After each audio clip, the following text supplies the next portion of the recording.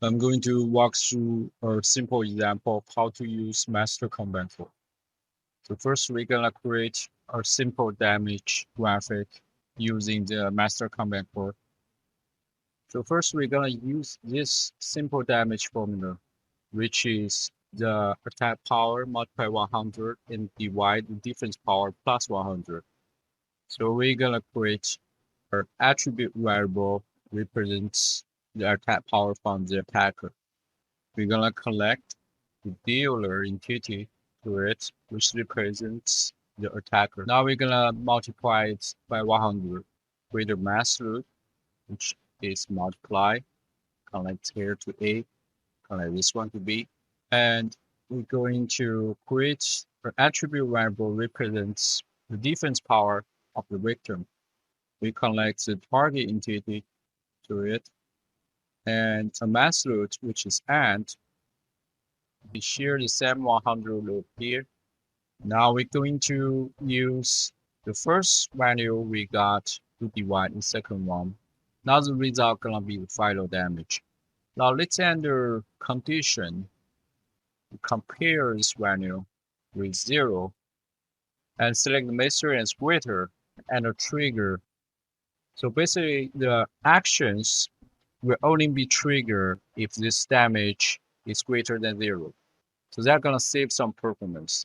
Now we create the action node and select attribute change as a type. Connect target entity to it. For the attribute UID, we're going to use say HP, which is the current HP.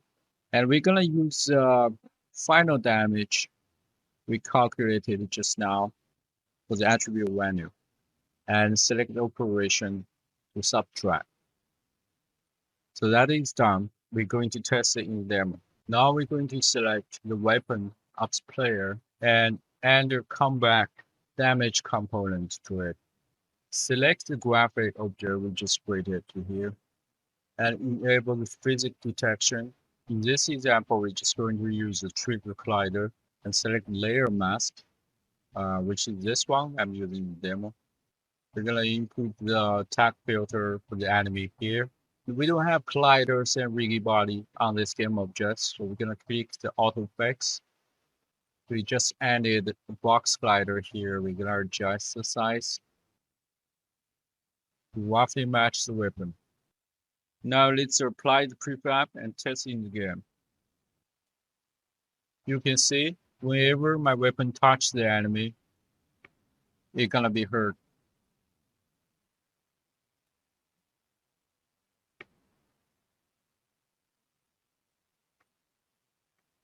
To bind the damage with the animation, we're going to disable this enable damage option. And in our control script, we're gonna reference this combat damage script and set it to enable whenever the animation is playing the attack clip. So I have an attack animation clip and I added animation event to it called sword damage enable and pass through a multiplier. And in this event, I set the sword damage script, which is a combat damage component we just added. I call it to set enable for 0.1 seconds. Now let's figure out how to apply this multiplier to it so that different attack animation can deal different damage. We go back to the visual graph window and we're gonna create a dynamic variable input a UID here. Let's call it multiplier and we set the default value to 1 and we're gonna multiply this value with the final damage number and replace it of the original value we used. Now let's go back to the sword game object. We selected inspector. We see there is a dynamic variable called multiplier and the default is 1. Now in the script, we can set the dynamic variable with the UID, which is multiplier, and with the float value we got from the animation event. That is done. Now let's go back to the visual graph window.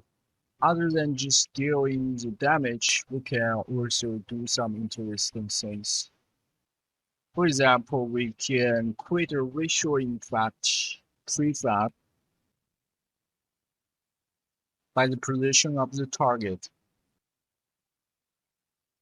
And we're gonna input the prefab name here, HVFX, and check the set active. And we can also play a song, input the audio clip name here, add a little bit delay to it. And on top of that, we're going to send a message to victim, so it's gonna play a hurt animation. We put the message function name is unhit, and we can also pass the final damage along with this event. There is a lot of things master combat code can do, but that's it for our simple example today.